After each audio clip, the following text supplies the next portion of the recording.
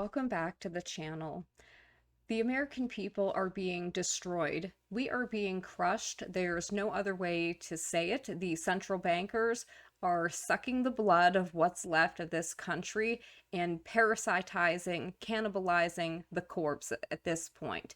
That's what's happening. They've already destroyed 99% of the purchasing power of the dollar, and it doesn't seem to be getting better. In fact, it seems to be getting worse for regular people as these corporations and the central bankers prepare to crash the system on purpose. They want to get people so desperate that they are begging for help so that when they usher in their new system that it will utilize AI, central bank digital currencies, and it will give them more control of the people. That's what they want. Good, obedient little slaves. They want to have people begging for this, right? This new system, because there's so much debt. There's like no coming back for it. So they almost have to do this to usher in a new system because they're never going to be able to pay off the debt. Like we are never going to be able to pay off the debt. It's just ridiculous. So let's just go ahead and get into what I've grabbed for you guys. I'm going to try to keep this video as brief as possible, but what I think is happening is what we're going to see coming is going to be worse than 2008. I think we're going to see things in this country we never thought we'd see, third world level. It's concerning, and I've warned about it. I've told people to prepare. Many other people have. I've warned about it for a long time. I used to write my articles with my predictions, which were always several years too soon, but usually ended up turning out to be correct. And so all we can do is prepare as best we can. So the first thing I want to bring to your attention is this article that was dropped by Bloomberg at the end of March. And it says, Fed urged to explore hedge fund bailout tool for basis trade. Let me ask you a question. Has the Fed ever bailed you out or me out? No, they don't. The American taxpayer who is already overworked, overburdened, underpaid, exhausted, tired, working 2-3 jobs to barely make ends meet, to barely be able to keep up with the continued rising costs of living in this country. They think that your hard-earned money, your tax dollars, should be used to bail out hedge funds. Why? They were irresponsible. They always are. And so the American people have to bail out these hedge funds when we see none of their profits. How is that fair? And again, there is no bailout for Americans. Homelessness is up 18% in this country. Where's the bailout for homeless people? Americans are living out of their vehicles. They're living in tiny homes. They are having to open up their houses, rent out rooms to strangers just to make ends meet. They're having to downgrade. Meanwhile, these people parasitize us. They drain the wealth. They're constantly engaged in transfers of wealth in financial schemes that always end up taking from the working class people, the middle class people, and funneling that money up to the top 1 and 2%. That's how this has gone on, and it is unsustainable for that reason. But they're going to sell you the solution. It's problem reaction. They're going to crash the market. They're going to get people so desperate that they're begging for the new tyrannical control system that they're going to put in place to lord over people like slaves. The Federal Reserve should consider setting up an emergency program that would close out highly leveraged hedge fund trades in the event of a crisis in the 29 trillion treasuries market, according to a panel of financial experts. So that's lovely. U.S. banks prepare for unpaid loans and other financial fallout from economic turmoil. Major property lenders boost reserves, point to higher risk of recession and inflation in the coming months. So the American consumer is maxed out. they are not able to pay off their loans at this point, and they're living off of credit cards. And what's going to happen when they run up all of those credit cards and there's nothing left? Then I think we're going to see very disturbing things in this country. The head of the nation's largest bank and biggest commercial property lender summed up the current U.S. financial situation this way: "We're not in Kansas anymore. Economy, inflation, interest rates, asset prices, trade wars, oh my."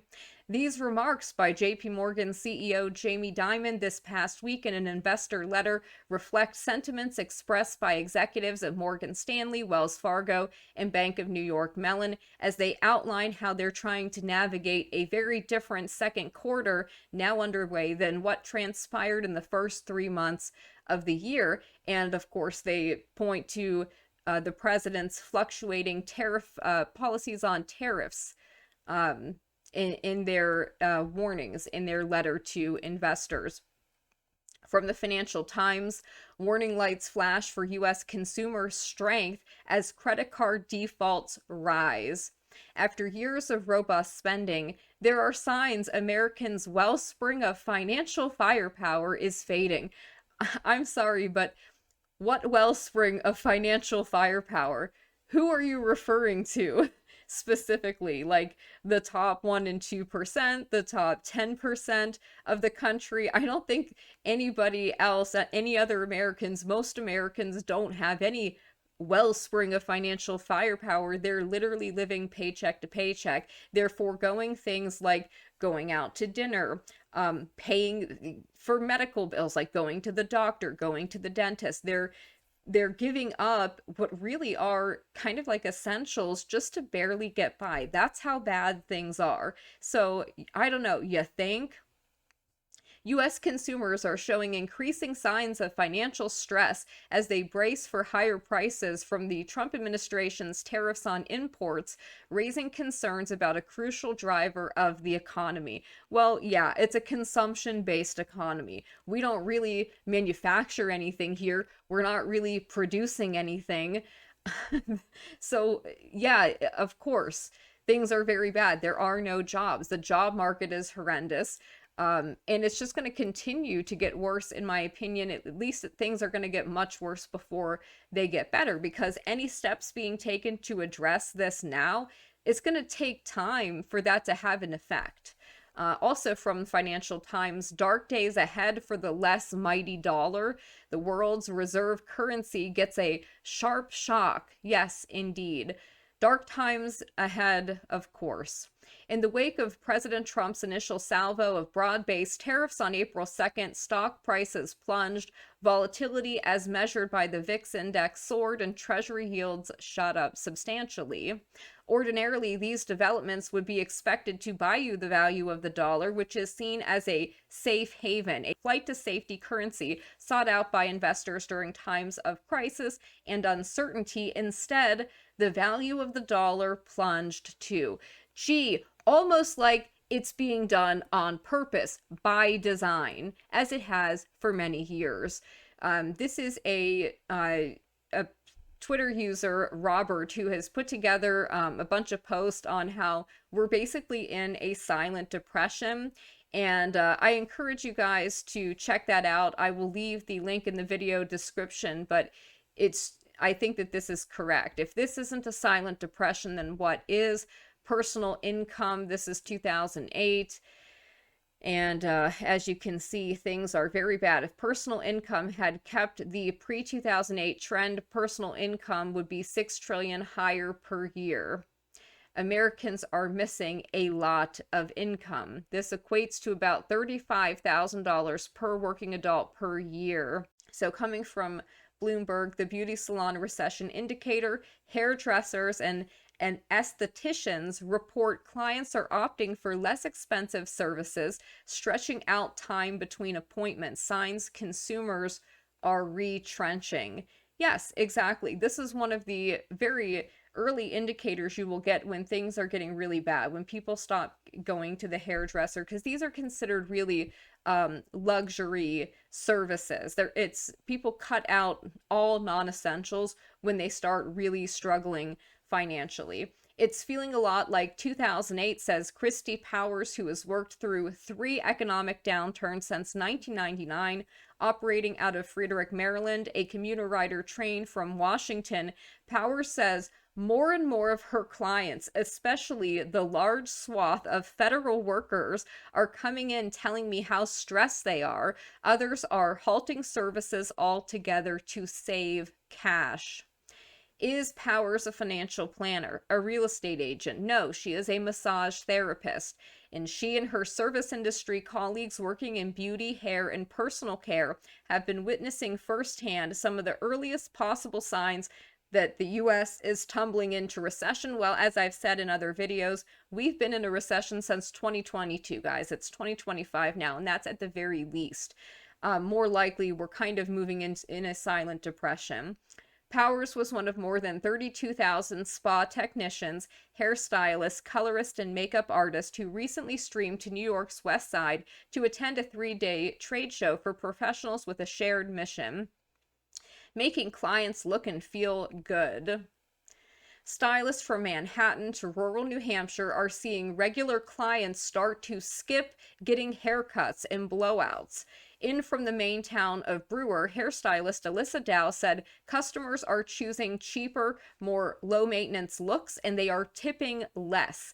In even affluent areas like Longmeadow, Massachusetts, where people don't like to walk around with their roots showing, clients who previously got color done every 2 or 3 weeks are stretching it to 4 or 5 weeks, citing the political situation, implying they've lost money in the stock market.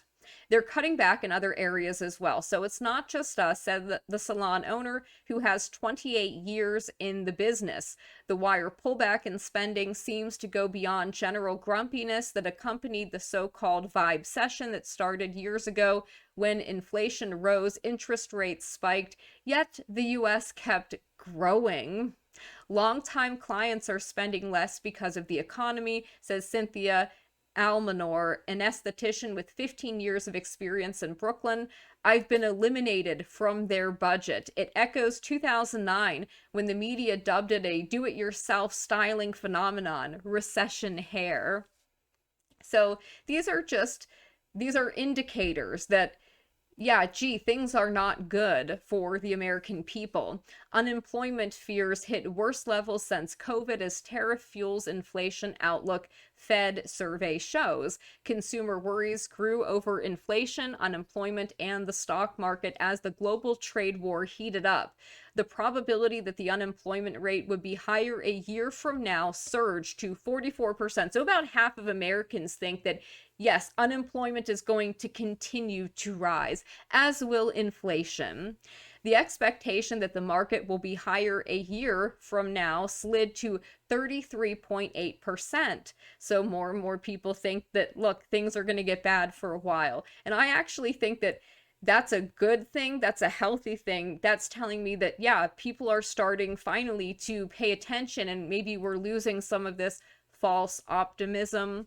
Wall Street apes reporting absolutely insane. Wall Street private equity firms are now buying up American mobile home parks and then raising the rents 60% on people. So think about the kind of people who are living in mobile home parks. A lot of those people are retired people who are like have downsized because they're on fixed incomes, right? People who are reliant on Social Security. So you can imagine when you're living on a fixed income, you have to plan all of your expenses very carefully. You're getting a limited amount of money each month, and the cost of living and the cost of essentials like food, gas, electricity, that keeps going up, but your income is staying the same. And this has been, by the way, even for employed Americans, wages have been stagnant for decades. They are not keeping up with the cost of living. It is very, very bad.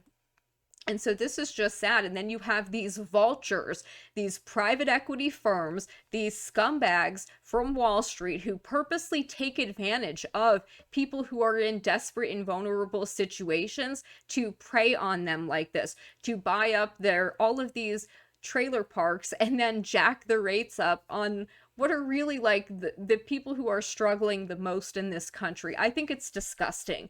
I don't think it should be legal. These communities have become the target of a new kind of landlord, private equity.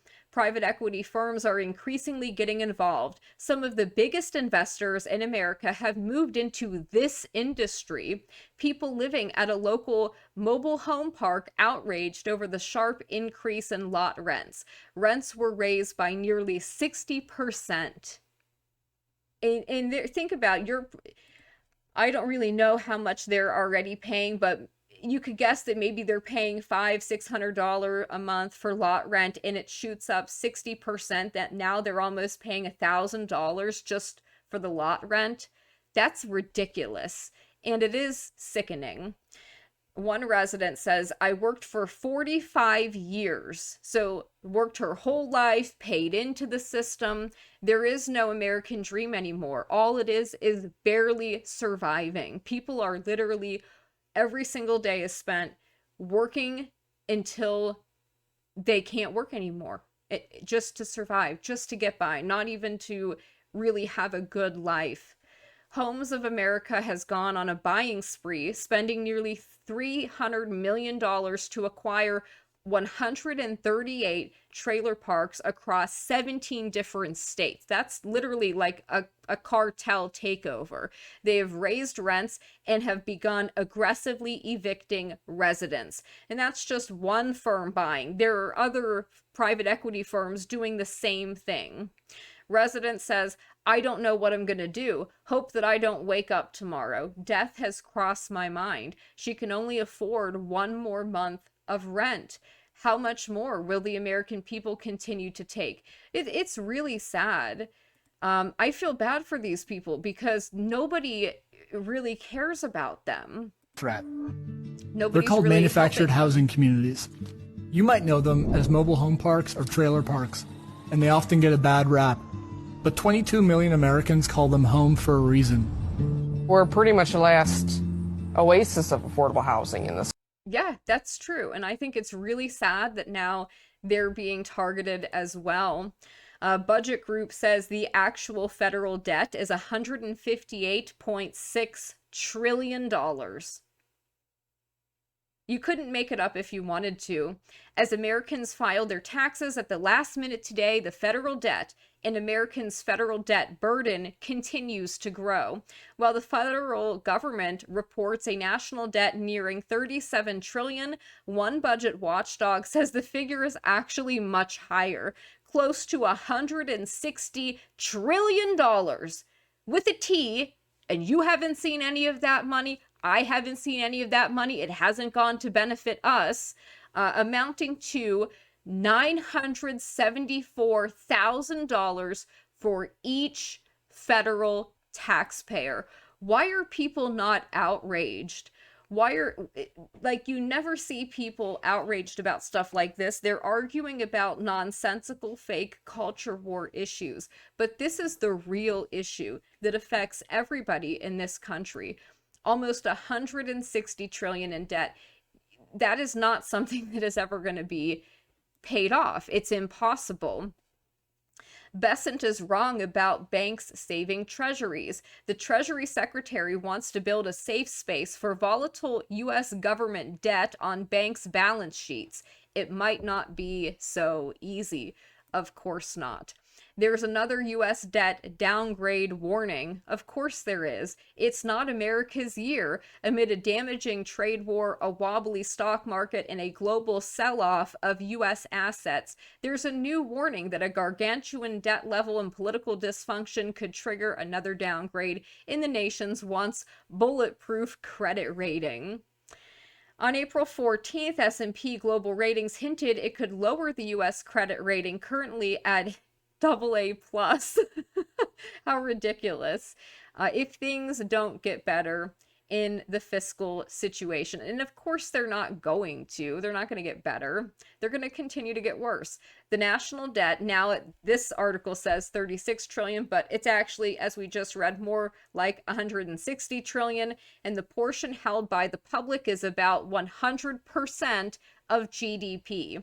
This ever worsening debt outlook led Finch to downgrade the U.S. credit rating from AAA to AA plus. The same year, Moody's changed its outlook for U.S. credit worthiness from stable to negative. Public debt explosion. Publicly held federal debt as a percentage of GDP. You couldn't make this up if you wanted to, and this is not happening by accident. In March, Moody's warned about the ballooning cost of financing the government's debt due to rising interest rates. The U.S. fiscal strength is on course for continued multi-year decline, the agency said. Yeah, and now they're talking about a $1 trillion budget for the Pentagon. The Pentagon, who can't account for trillions of dollars that it's already lost. Now we're going to give them a $1 trillion budget. You could make it up if you wanted to, as I've said. And then this, I find this particularly insulting. Young men are playing video games all day instead of getting jobs because they can mooch off of free healthcare, claims congressman.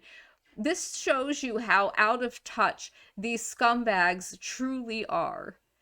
Medicaid is a health insurance program for people with low incomes funded by states and the federal government. And of course, they're looking to make cuts to that, and they mention video games. And this is Mike Johnson. This is something he said. Young men in America have it the hardest out of anybody, I would say, in this country, in this economy right now, and to talk about them like that, I think, is inappropriate and uncalled for. I don't think that that's true. I think that, look, a lot of them are going into escapism because their outlook is so bad, their hope for the future is so low that they just like zone out. They are not participating in society anymore when their view is, I don't get anything from participating in society. I get, continuously trashed and robbed, and there's no benefit to them, right? It's just negatives. That's how they feel. So saying this isn't really helping. Mike Johnson says, no one's talked about cutting one benefit in Medicaid to anyone that's duly owed, and we've talked about returning to work requirements. So, for example, you don't have able-bodied young men on a program designed for single mothers and the elderly and disabled. They're draining resources from people, says Mike Johnson. No, you know who's draining resources? You. Parasites like you in the government, who are sending tons of our money to Ukraine, to Israel, to many other countries. I think that's the problem. And how about all the people that are here illegally that get tons of these benefits? This is not like young American men, American citizens. They're not just sitting at home collecting benefits and playing video games. They have been priced out of the housing market. They can't get jobs. There aren't many jobs available. Things like AI have put a lot of these people out of work, and they're not talking about that. They're not addressing the actual problem, just criticizing the victims. And I think that that's disgusting. And I've never been a fan of Mike Johnson. Fearing recession, young workers are flocking to grad school because, of course, when the economy goes bad, we'll just go back to school, take out massive student loans, and then try. And then what? Like, this is. Unfortunately, this is something that always happens. With Gen Z bearing the brunt of a largely frozen labor market, early signs suggest applications to grad school will be up this year. This is what they do. It's a classic recession move. When the job market looks bleak, head to grad school. That's what happened after the global financial crisis, and early signs suggest it could be happening again. And then we're going to get more student loan debt. That debt is going to be lent out at higher interest rates. So and then a lot of these kids are coming out with kind of useless degrees. So here we go again, not surprising. Household debt crisis looms as consumers struggle with unmanageable debt. As the tariff trade war continues, so does the fear of a possible recession. The Federal Reserve reports the total of household debt increased to $18 trillion.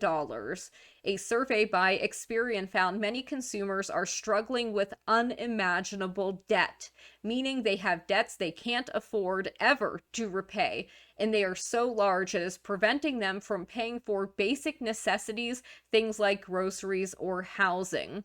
This is not sustainable. The other kind of definition we hear from people is unmanageable debt. They're making payments on time, but they're minimum payments. As a result, their debts continue to grow, almost like it is set up that way by design to siphon wealth from the lower and middle class and funnel it back to the top 10%.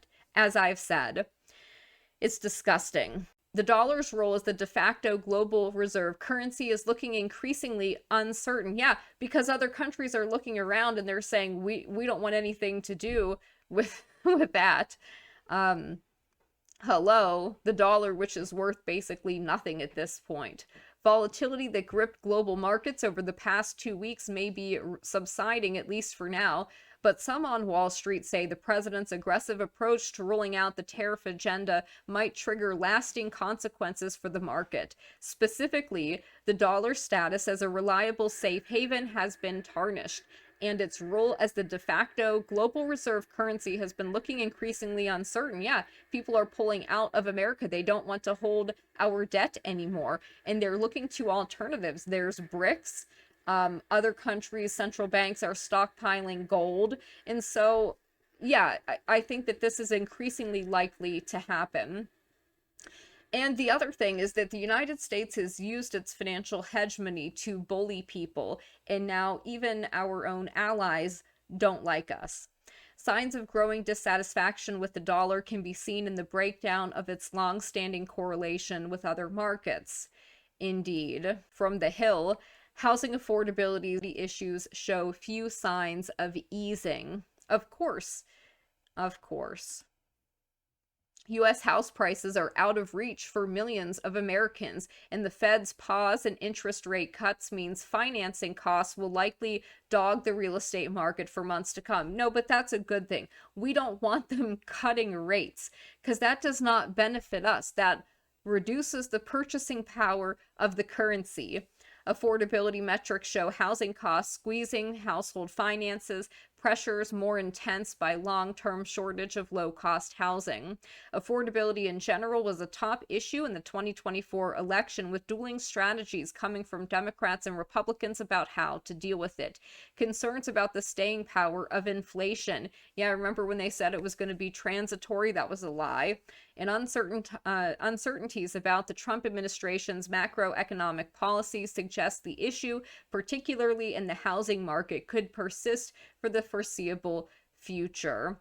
Yeah, and this is just insane. The median price of a new single-family home in America is $460,000. This has totally priced out young people from the housing market, and it does need to change. Market Watch, 3 shady tactics used during the 2008 housing crisis could be making a comeback.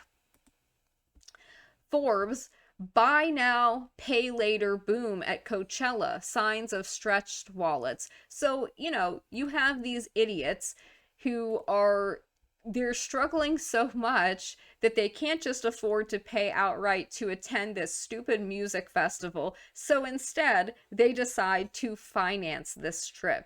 I mean, why attend this at all? Gen Z and young adults are having a difficult time. They're burdened with student debt and having challenges finding a job.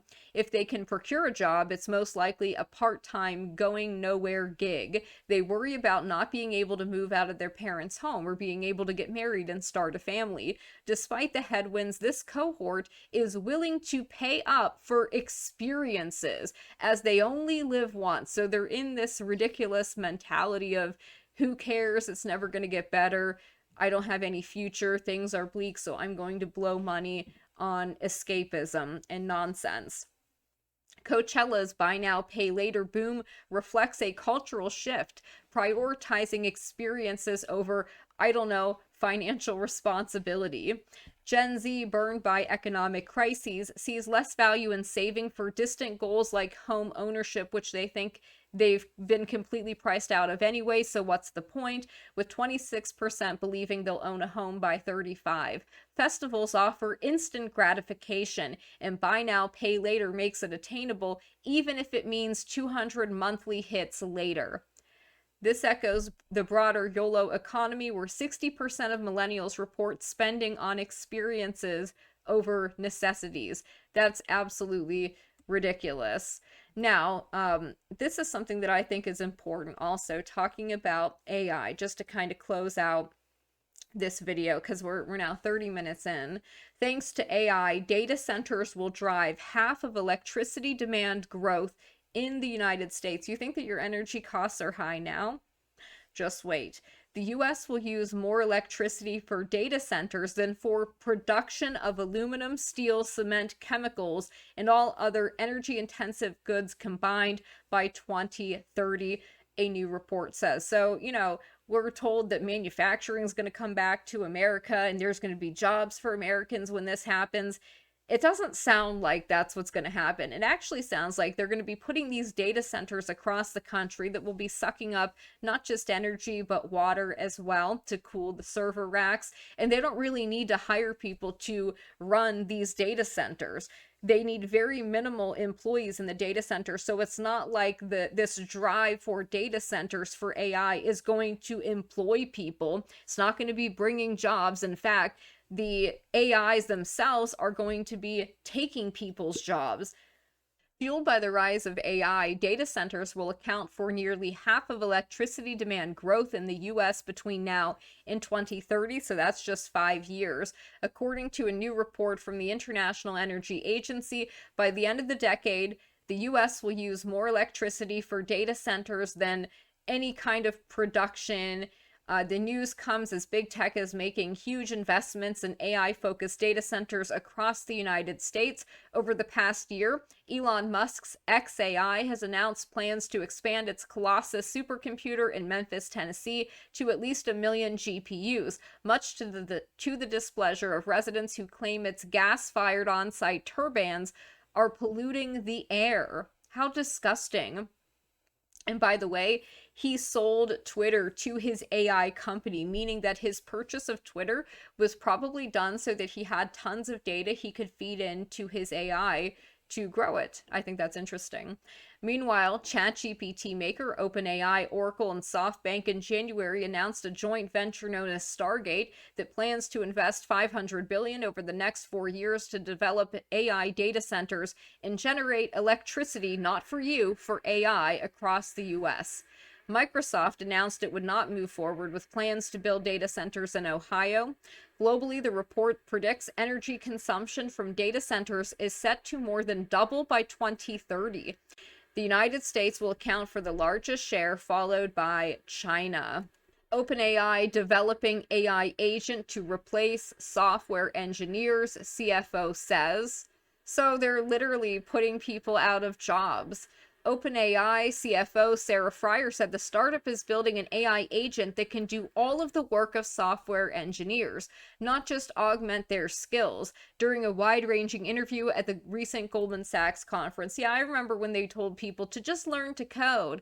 Oh, just learn to code. Well, these software engineers who used to make a lot of money in Silicon Valley working for these big tech companies, yeah, it looks like they're going to be put out of work by AI. And this is happening much faster, I think, than most people could anticipate. There's already a lot of people being put out of work by AI.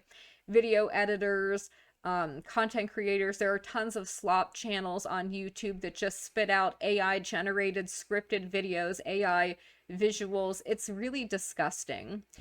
This is not just augmenting the current software engineers in your workforce, which is kind of what we can do today through Copilot, but instead it's literally an agentic software engineer that can build an app for you. Not only does it build, it does all the things software engineers hate to do, such as quality assurance test, bug testing, and bashing, as well as the accompanying documentation. So suddenly you can multiply your software engineering workforce. No, suddenly you can fire those pesky humans who you have to pay a living wage and give them benefits and retirement and all of that. Forget abolishing the IRS. Let's work with the technocratic architects to make it more efficient. Palantir is helping Doge with a massive IRS data project. And, I'm sorry if I'm not optimistic that this is going to be something that benefits us rather than is another way to take more money from the taxpayer. Palantir, the software company co-founded by Peter Thiel, is part of an effort by Musk's Doge to build a new mega API for accessing IRS records. For the past 3 days, Doge and a handful of Palantir representatives, along with dozens of career IRS engineers, have been collaborating to build a single API layer above all IRS databases at an event previously characterized to Wire as a hackathon. Palantir representatives have been on site at the event this week, a source with direct knowledge has told Wired. And then the layoffs have continued as well. Amazon's reduction of managerial ranks increases white-collar worries. Amazon CEO Andy Jassy is stepping up plans to lower the ratio of mid-management executives all the way down to low-level employees. So they're going to continue to lay people off. And they cite the trade war slowing economic growth. Potential layoffs weren't already bad enough for employees concerned about their future of their jobs. Additional evidence suggests many businesses are adopting strategies to reduce swaths of middle management independent of current policy upheavals. An example of the push to shrink white-collar headcounts comes from Amazon CEO Andy Jassy, who says he plans to eliminate bureaucracy across the company's vast operations as a follow-through to earlier mass staff cuts. Well, while I think it's a good thing to, get rid of bureaucracy, I think that that's definitely needed. I'm sure that most of these companies, like I've said before in other videos, part of the way that they would pad, their portfolios essentially to try to get more money from venture capitalists is they wanted to show constant growth. That was the metric. Oh, we're hiring new people. So they created nonsensical departments so that they could create jobs, then hire people and say, hey, look, we're growing. Give us more VC funds. Okay, it's like a scam. And so now what's happening is that they don't have the money coming in anymore to continue the scam. So, it is revealed that, yes, actually, a lot of these positions were like kind of BS jobs that were just there to keep the money flowing. And now reality has set in, the spigot has been turned off. And so, yes, they have to reduce the size of this. And I think it's a good thing on the one hand because it needed to happen. But on the other hand, all of these people are human beings who are being laid off from their jobs, and that's not a good thing, obviously. OpenAI is building a social network. Is Sam Altman ready to up his rivalry with Elon Musk and Zuck? Oh my God. We don't need an AI social media site, thank you. OpenAI is working on its own X-like social network, according to multiple sources familiar with the matter. While the project is still in early stages, we're told there's an internal prototype focused on ChatGPT's image generation that has a social feed. Sam Altman has been privately asking outsiders for feedback about the project. It is unclear if OpenAI plans to release the social network as a separate app or integrated into ChatGPT, which became the most downloaded app globally last month. Lord have mercy. And finally, something to end it on, something that if you have not heard about, if you're not familiar with, you should read up on it, the Cantillon effects, why inflation helps some and hurts others. We now turn our attention to what happens with an increase in the money supply. So when they turn on the money printers, rather than an increase in savings, This is critically important. The mercantilist idea that increasing the money supply increases prosperity was exposed as an error centuries ago by Richard Cantillon. However, modern mainstream economists, including monetarists, Keynesians, and various of sorts, and the now fashionable market monetarists, fully embrace the idea that printing money is necessary for prosperity. In fact, the major central banks of the world have embarked on an unprecedented policy of monetary expansion, both before and after the financial crisis of 2008. These central banks are led by people with advanced degrees in economics, and they have large research staffs of people with PhD in mainstream economics. The result is a world currency war whereby each currency is printed in an effort to implement economic expansion by a beggar thy neighbor policy, another widely discredited idea. The beggar thy neighbor policy involves printing money to reduce the value of your domestic currency versus foreign currencies. Reducing the value of your currency reduces the relative price of your exports and makes foreign products relatively more expensive so that you increase exports and domestically produce goods and reduce imports. The problem is that you also increase the price of imports and decrease efficiency. Ultimately, this policy does not work. What happens when the supply of money increases? One of the first to question this was Richard Cantillon, writing in the 1730s in the wake of the Mississippi and South Sea bubbles. Murray Rothbard wrote that Cantillon should have the premier honor among economists. The honor of being called the father of modern economics belongs then not to its usual recipient, Adam Smith, but to a Gallicized Irish merchant banker adventurer who wrote the first treatise on economics more than 4 decades before the publication of Wealth of Nations. Richard Cantillon is one of the most fascinating characters in the history of social or economic thought. So I will put the link to that in the video description. And, I just wanted to continue to raise the alarm on what is happening because people need to be informed so that they can prepare. And I'm interested to know how the economy is affecting you. Like, what are you seeing in your day-to-day life? I know I've asked that question before, but I'm sure that's changed as things have gotten worse. But I think there's also hope that during these times, it's also a great opportunity for people who are prepared, who are smart, and have a plan and don't panic. And so with that, I hope you guys have a good day. Read!